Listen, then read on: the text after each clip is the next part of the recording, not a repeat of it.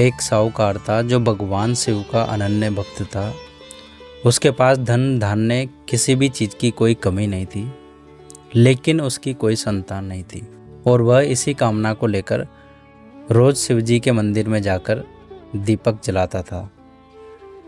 उसके इस भक्ति भाव को देखकर एक दिन माता पार्वती ने भगवान शिव जी से कहा कि हे प्रभु, यह साहूकार आपका अनन्य भक्त है, इसको किसी बात का कष्ट है तो आपको उसे अवश्य दूर करना चाहिए। तो शिव जी बोले कि हे पार्वती, इस साहूकार के पास पुत्र नहीं है, यह इसी से दुखी रहता है।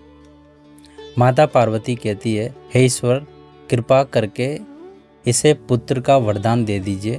तब भोलेनाथ ने कहा कि हे पार्वती, साहूकार के भाग्य में पुत्र का योग नहीं है, ऐसे में अगर इसे पुत्र प्राप्ति का वरदान मिल भी गया तो वह केवल 12 वर्ष की आयु तक जीवित रहेगा।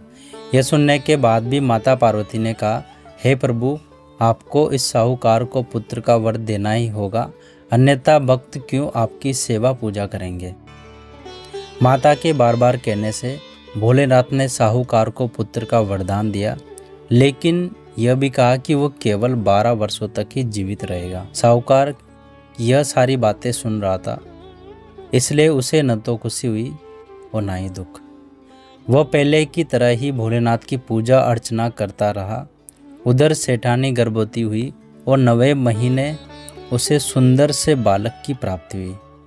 परिवार में खूब हर्ष और उल्लास मनाया गया, लेकिन साहूकार पहले की तरह ही रहा और उसने बालक की 12 वर्ष की आयु का जिक्र किसी से भी नहीं किया। जब बालक 11 वर्ष की आयु हो गई तो एक दिन साहूकार की सेठानी ने बालक के विवाह के लिए कहा। तो साहूकार ने कहा कि वह अभी बालक को पढ़ाने के लिए काशी भेजेगा। इसके बाद उसने बालक के मामा जी को बुलाया और कहा कि इसे काशी पढ़ने के लिए ले जाओ और रास्ते में जिस भी स्थान पर रुकना होगा वहाँ यज्ञ करके और ब्राह्मणों को भोजन कराते हुए आगे बढ़ना।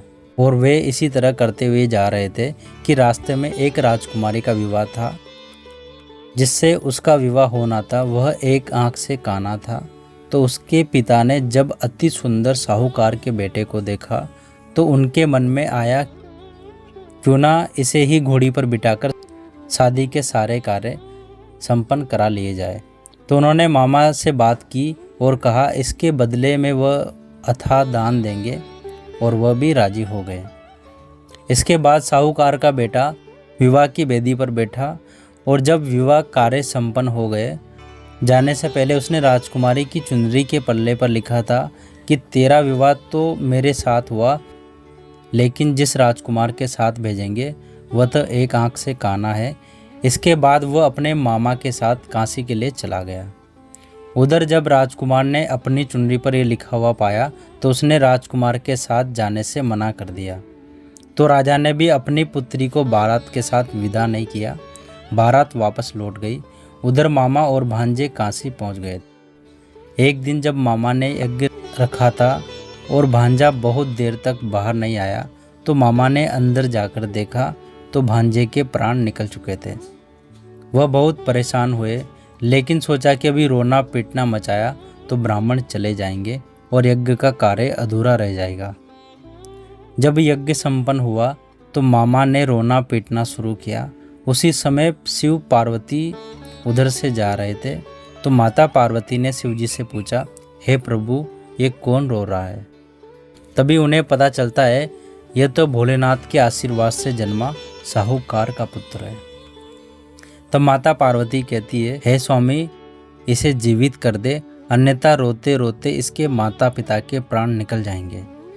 तब भोलेनाथ ने कहा, हे पार्वती, इसकी आयु इतनी थी, वह सब भोग चुका। लेकिन माँ के बार बार आग्रह करने पर भोलेनाथ ने उसे जीवित कर दिया।